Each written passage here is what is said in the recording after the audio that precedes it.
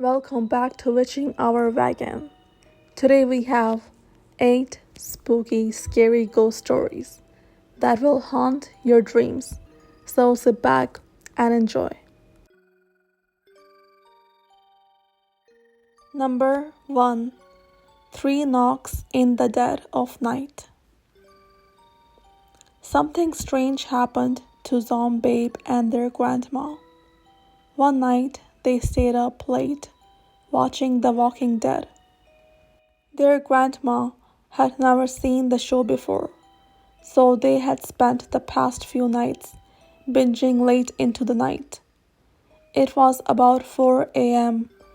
when the two turned off the television and the lights and called it a night. Their grandma went into her room and Zombie went to the bathroom to brush their teeth. That was when they heard 3 light knocks right behind them. Since the bathroom was connected to their grandmother's room, they assumed it was her checking to see if they were in the bathroom. They answered, but didn't get a response. When they left the bathroom and met their grandma in the hallway, she asked what Zombie wanted. Confused, the writer said that they thought she was the one knocking on the bathroom door. But Grandma had also heard 3 knocks on her door and thought it was Zombie. As it turns out, they both heard the quiet, distinct knocks. They searched the house to make sure no one had broken in, double-checked the locks, and finally went to bed. Grandma has one deceased son and one son that has been missing for almost a year now. The user believes that the knocks had something to do with the missing men. Perhaps they were trying to reach out to their beloved family.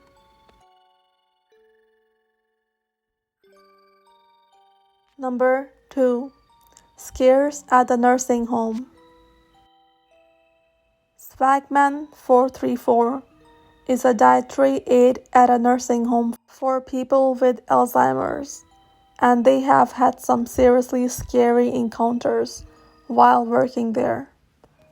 Their job mainly consists of washing dishes, and they are normally standing right next to the dishwasher, which makes it difficult to hear what people are saying. On numerous occasions, they have been by the dishwasher and heard someone talking to them, even though they knew no one was nearby. One night, the writer went to collect food carts in one of their units alone.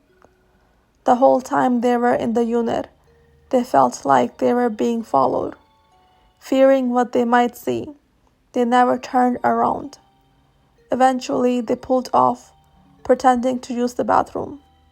They waited there for about 5 minutes before peering into the hallway where they had just been.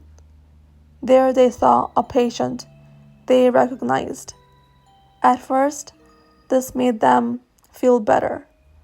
But soon they realized that it was a patient who had died 3 days prior in a unit near the kitchen. The user also relayed a second experience they had while washing the dishes on a different day. They asked the person they were washing with if he could go into Unit A and get the food carts. The third person, who normally washed with them, had already left for the day, leaving the writer alone. Suddenly, they heard a voice in their ear. They turned around, but no one was there. They even went into the hallway, but still saw nothing. As they returned to washing the dishes, it happened again. The second time, they realized it was the voice of their great-grandma, who passed away 7 years ago.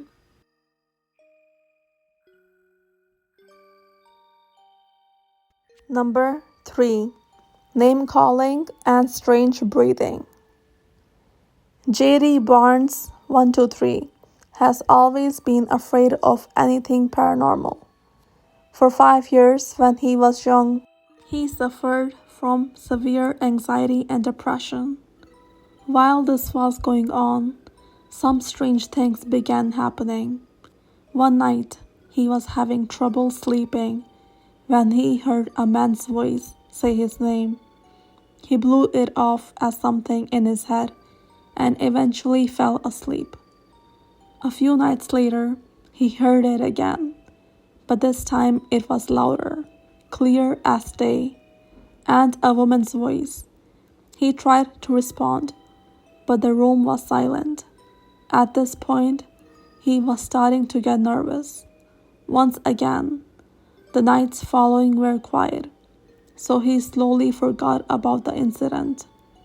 That was until one night, when he was laying in bed and started hearing someone breathing. He hid under his covers until it stopped, but the incident made it hard to sleep during the following week.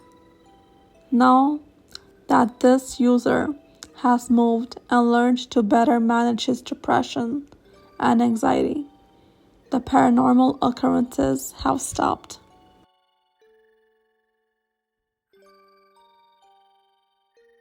Number 4. My great-grandmother's house.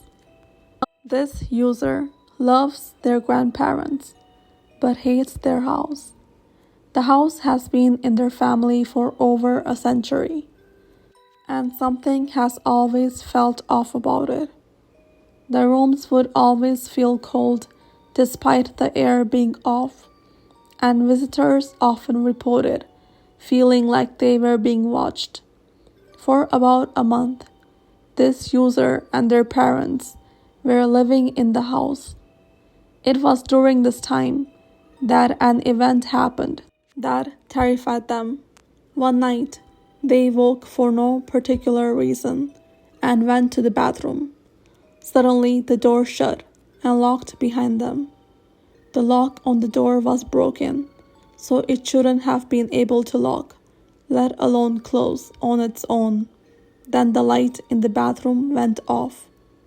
They had always been interested in ghost hunting and had a ghost hunting app on their phone. They had used it in the past but assumed it didn't work. The app was supposed to tell its user whatever the ghost was saying. As they opened the app, they felt something or someone breathing down their neck. A few seconds later, the door unlocked and the radar read one word: run. They ran back to hide and hid under the covers until they fell asleep.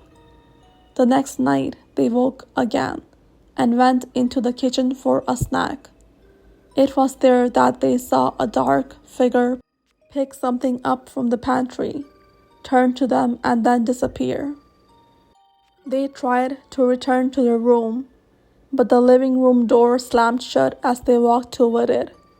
Again, they felt someone breathing down their neck. They kept pulling at their door until it finally stopped.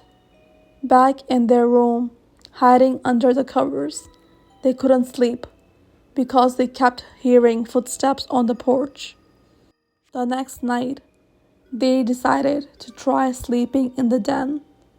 Their phone was left open to the ghost hunting app when it picked up a signal. It read, Quentin, their great-grandfather's name. That was the last activity the user experienced before they moved out.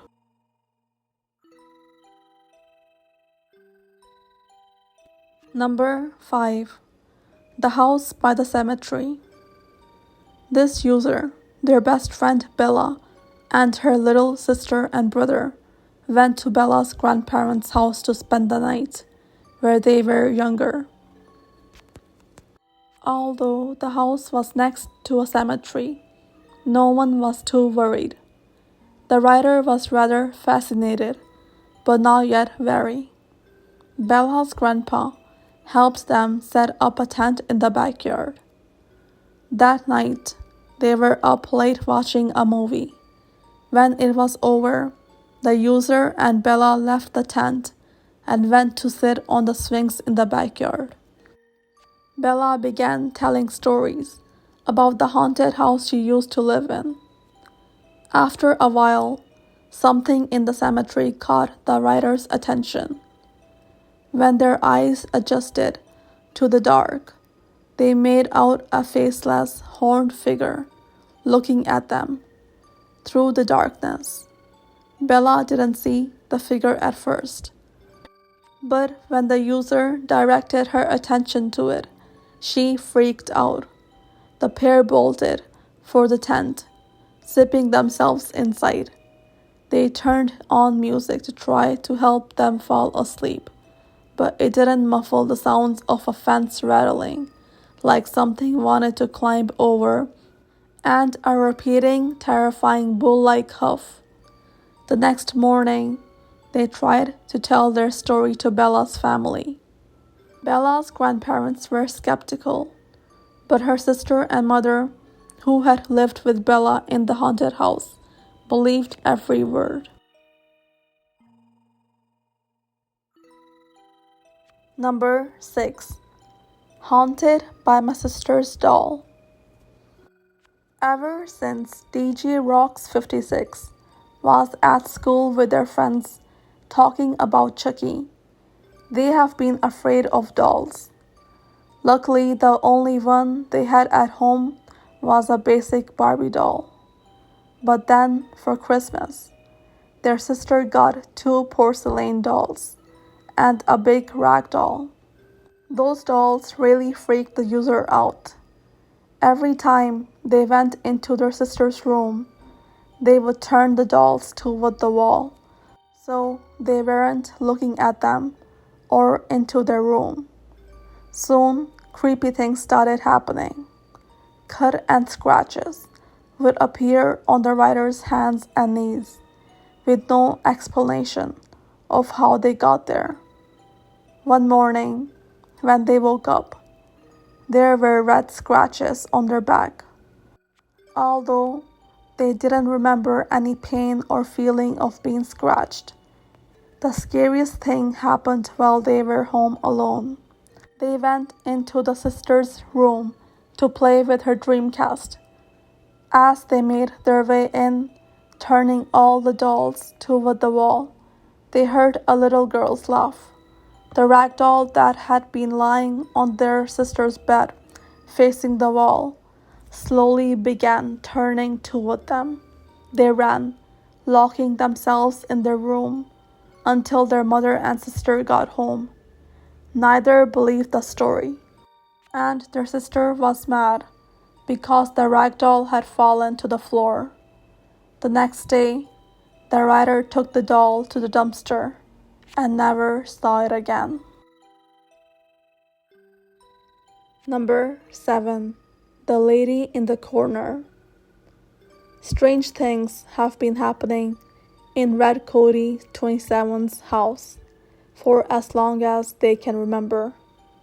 One night, they woke to the sound of someone standing just outside their room, the floor creaking under their weight.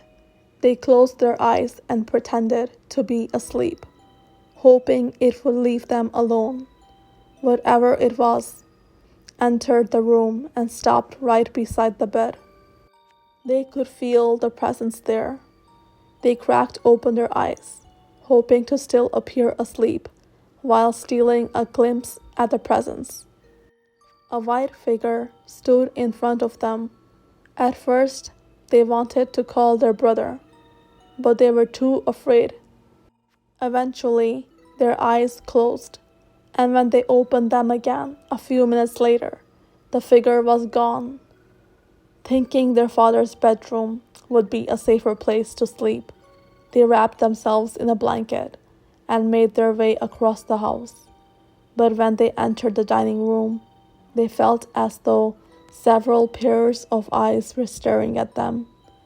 They kept going until they reached the doors of the bedroom, but it was locked. Instead of going back to their room, they went into the living room and fell asleep. Around 4 in the morning, They woke again, and sitting on top of the television in the corner was the white figure. This time it was clear the figure was an elderly woman. She was somewhat blurry, and her eyes were darker than her pale body. She said their name.